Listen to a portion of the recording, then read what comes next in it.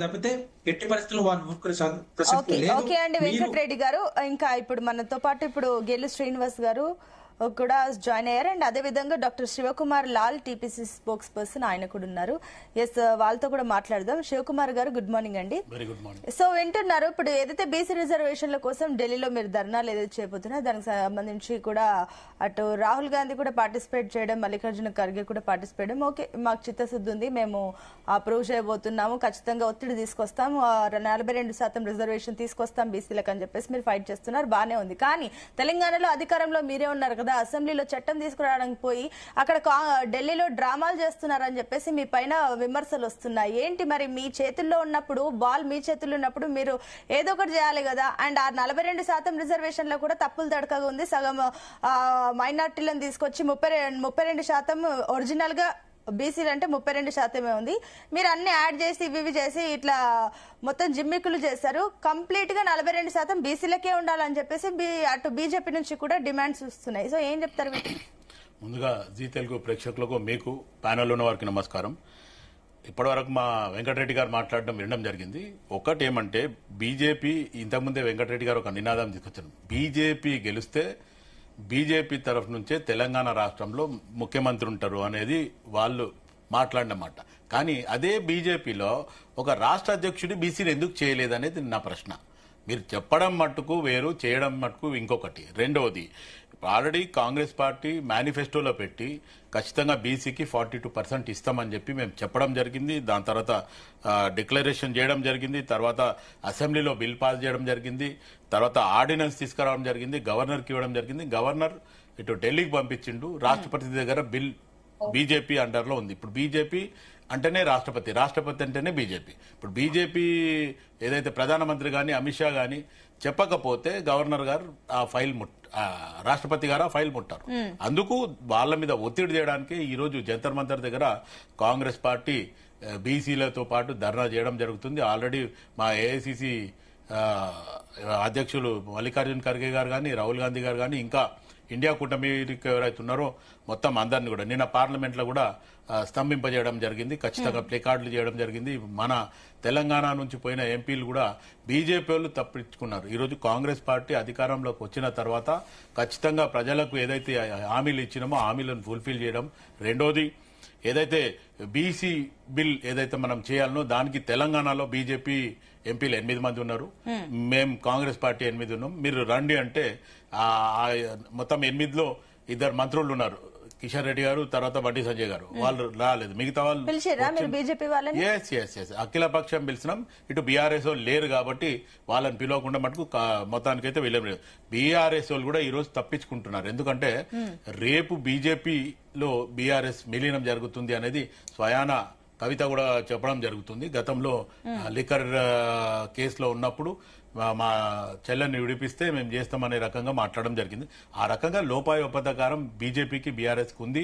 అందుకు ఈ రోజు ఈ 42% బిల్ కి కూడా ఇటు బీజేపీ గాని బీఆర్ఎస్ గాని దూరం ఉంది.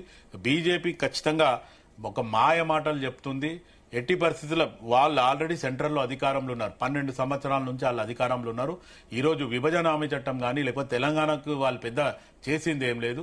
ఇటు ఆంధ్రప్రదేశ్ కానీ, అటు బీహార్ కి కానీ చేయడం జరుగుతుంది. ఎందుకంటే నితీష్ కుమార్ గారు కానీ, లేకపోతే చంద్రబాబు నాయుడు గారు సపోర్ట్ చేసేస్తే ఈ రోజు బీజేపీ ప్రభుత్వం పడిపోతుంది అనే రకంగా అటు వాళ్ళకు పెద్దపీట వేస్తున్నారు తప్ప మిగతా వాళ్ళకందరికి కూడా ఏం చేయలేదు. తూతూ మంత్రంగా లేకపోతే మాయ మాటలు చెప్పడమే.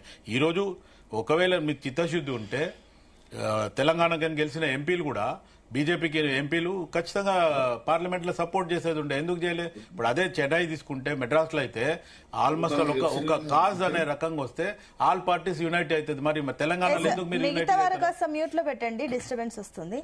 చెప్పండి శివకుమార్. అయితే ఇది జరుగుతుంది. మొత్తానికి ఈ రోజు కాంగ్రెస్ పార్టీ డ్రామాలు చేయడం కాదు, ఖచ్చితంగా సరే. అంటే ఇప్పుడు ఇందాక మీరు అన్నారు కదా, ఇప్పుడు ఏదైతే రాష్ట్రపతి అంటే బీజేపీ అంటే రాష్ట్రపతి, వాళ్ళకి చిటికెలో పని చేతుల్లో ఉంది, పని వాళ్ళు రిజర్వేషన్ తీసుకురావచ్చని. సో మరి మీరు ఏ కాన్ఫిడెన్స్ తోని అధికారంలోకి రాకముందే మేము 42% ఖచ్చితంగా తీసుకొచ్చేస్తామని చెప్పేసి ఎట్లా మీరు ప్రజలకు చెప్పారు? కాంగ్రెస్ పార్టీ తెలంగాణలో ఏదైతే మేనిఫెస్టో పెట్టి ఎలక్షన్ కి పోయినామో మార్పు కావాలి, కాంగ్రెస్ రావాలి అనే నినాదంతో పోయినాము. ఆ మేనిఫెస్టోలో పెట్టినని ఎస్సీ డిక్లరేషన్ చేయడం జరిగింది మొన్న రీసెంట్లీ. అది కన్ఫర్మ్ గా అయిపోయింది. బీసీ డిక్లరేషన్ లో ఇప్పుడు వెంకటరెడ్డి గారు చెప్తుంది ఏంటంటే 10% ముస్లింకి ఇస్తున్నారని. ఎక్కడ ఏడన్నా రాసి పెట్టుందా 10% ఇస్తున్నారని? మీరు అదే బీజేపీ ప్రభుత్వం ఉన్నప్పుడు గుజరాత్లో కానీ ఇంకా మహారాష్ట్రలో కానీ లేకపోతే ఇంకా వేరే రాష్ట్రాలలో మీరు ముస్లింని కలిపి ఇస్తలేరా? ముస్లింల ఎవరైతే ఏదైతే వీకర్ సెక్షన్ ఉందో దూదేకుల ఇంకా వేరే కొన్ని సబ్ క్యాస్ట్లు ఏవైతే ఉన్నాయో ఆ సబ్ క్యాస్ట్లు మొత్తానికి ప్రతి రాష్ట్రంలో ఉన్నారు అనేది గణాంకాలు చెప్తున్నాయి. మీరు చెప్తున్న పాయింట్ పైన వెంకటరెడ్డి గారికి సబ్మిషన్ ఉందంట. వెంకటరెడ్డి గారు చెప్పండి. మ్యూట్ లో ఉన్నారండి. నేనేమంటున్నానంటే బీసీలకి ఆల్రెడీ బీసీబీలో ముస్లింలకి రిజర్వేషన్ కల్పిస్తా ఉన్నారు. 4% reservation Congress party Rajasekhara Reddy government లో 4% రిజర్వేషన్ అదనంగా బీసీఈ పేరు మీద ఇస్తా ఉన్నారు.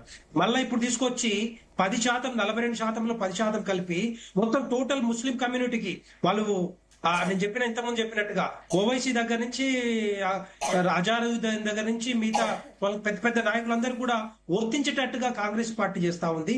అది ఎట్టి పరిస్థితుల్లో తెలంగాణ బీసీ సమాజం ఊరుకునే ప్రసక్తి ఉండదు. రెండవది ఏంటంటే అఖిల పక్షం కాదు, వీళ్ళు ఏ పక్షం మేలు పిలవరు. వీళ్ళు కావాల్సినది ఏంటంటే తెలుసు వీళ్ళకి ఎట్టి పరిస్థితుల్లో బీసీలకు రిజర్వేషన్లు చేయలేరు, పాస్ చేయించుకోలేరు. అది కావాలని ఓటు బ్యాంక్ కోసం ఆ రోజు కామారెడ్డిలో డిక్లరేషన్ పెట్టిన తప్పితే వీళ్ళకి చిత్తశుద్ధి లేదని చెప్పి భారతీయ జనతా ముందు నుంచి చెప్తా ఉంది. కావాలని ఇప్పుడు కూడా మోసం చేస్తా ఉంది.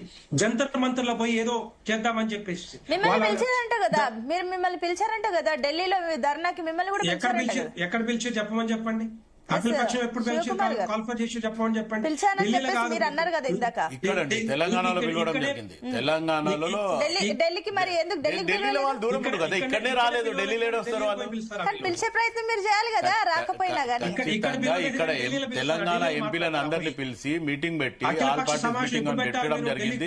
వాళ్ళు దూరం ఉన్నారండి, ఎందుకంటే వాళ్ళ హైకమాండ్ నిర్ణయంతో దూరం ఉన్నారు వాళ్ళు. ఢిల్లీకి వెళ్ళక ముందు తెలంగాణ రాష్ట్రంలో అఖిలపక్ష సమావేశం పెట్టి అందరిని పిలిచి మాట్లాడాలి తప్పితే వాళ్ళు సొంత పార్టీ ఎజెండా లాగా వాళ్ళు ఏదో బీసీలకి అఖిలపక్ష పార్టీ మీటింగ్ కే మీరు రాలేదు, ఇంకా ఢిల్లీకే వస్తారని చెప్పేసి అంటున్నారు శివకుమార్ గారు. తెలంగాణ రాష్ట్రంలో పెట్టాలి, ఢిల్లీలో కాదు. వెంకటరెడ్డి భాయ్ ఆల్రెడీ తెలంగాణ రాష్ట్రంలోనే ముఖ్యమంత్రి గారు పిలవడం జరిగింది. బీజేపీ ఎంపీలు రాలేదు, ఇద్దరు మంత్రులు కూడా మేము రాము అన్న రకంగా సంకేతాలు పంపించారు. ఢిల్లీకి పోకముందే ఇదంతా జరిగింది. ఒక నిమిషం వెంకటరెడ్డి గారు, డాక్టర్ మల్లేశ్వర్ గారు కూడా జాయిన్ అయ్యారు, రాజకీయ విశ్లేషకులు. ఒక నిమిషం అండి, మళ్ళీ వస్తాను. వెంకటరెడ్డి గారు మళ్ళీ వస్తాను. మల్లేశ్వర్ గారు గుడ్ మార్నింగ్ అండి. మళ్ళీ మీ దగ్గరకు వస్తాను మల్లేశ్వర్ గారు.